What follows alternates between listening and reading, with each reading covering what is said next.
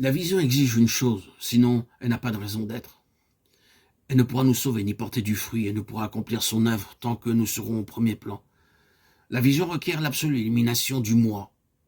Si vous ou moi voulons nous imposer dans la vision, nous la rendrons inopérante et inefficace.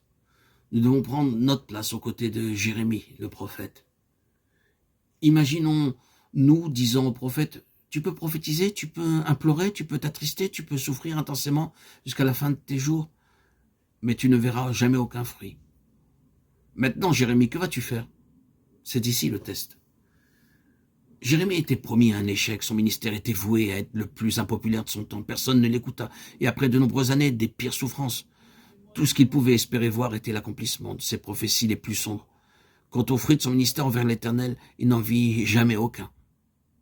Et si Jérémie avait pris position pour sa propre justification et celle de son ministère, s'il s'était imposé dans le propos de Dieu, s'il avait pris une place centrale dans l'accomplissement de la volonté divine, il n'aurait pas pu supporter le fardeau qui était le sien. Il est excessivement difficile de prendre et de garder ce genre d'attitude, car il est possible que nous ne voyions pas le fruit de ce à quoi nous avons été appelés.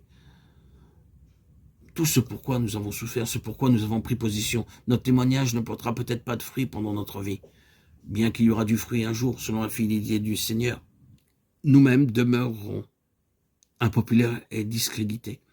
C'est ici le test du moi par rapport à la vision, et c'est une épreuve considérable. Nous devons faire face à cette épreuve maintenant. Sommes-nous prêts à aller jusqu'au bout des choses sans raisonner sur quoi que ce soit, étant simplement fidèles et acceptant même de mourir sans avoir aucune connaissance d'un résultat? Sommes-nous prêts, sachant que si nous avions pris une autre voie, nous aurions mis en péril le but de notre appel et aurions enfreint ce qui était cher au Seigneur en nous?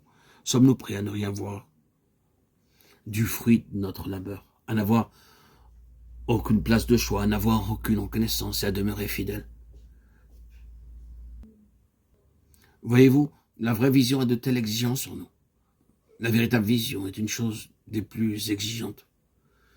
Pour la plupart des chrétiens, surtout les plus jeunes, le mot vision veut dire qu'ils sont au centre des intérêts de Dieu, que nous participons de nous-mêmes à l'accomplissement des agissements divins.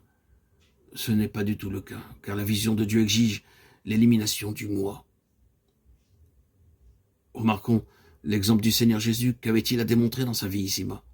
Voyez l'apôtre Paul, après une longue vie de service et de souffrance en prison, ces convertis qui lui devaient tout ce qu'ils étaient devenus spirituellement se détournèrent de lui. Les assemblées dont il avait été l'instrument fondateur le rejetèrent. Il demeurait un homme esseulé et en prison. Était-il un homme de vision? Le Seigneur Jésus était-il un homme de vision? Avait-il raison? S'il y avait eu, en ce qui les concernait, la moindre place en eux pour le moi, ils auraient échoué. Ils n'auraient pu mener à bien leur mission et leur ministère. À chaque instant, ils auraient été dans la controverse, dans leur relation avec le Père. Jamais, ils n'ont jamais pensé où donc est ma place dans cette chose. N'était-ce pas l'objet même de la tentation du Seigneur par Satan au début de son ministère? N'était-ce pas ici l'essence même de sa victoire sur l'ennemi lorsqu'il prit cette position?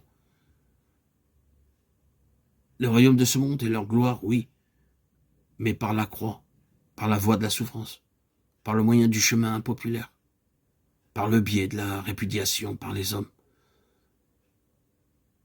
S'il avait tenu une place prépondérante personnelle dans le plan de Dieu, il n'aurait pas été au bout.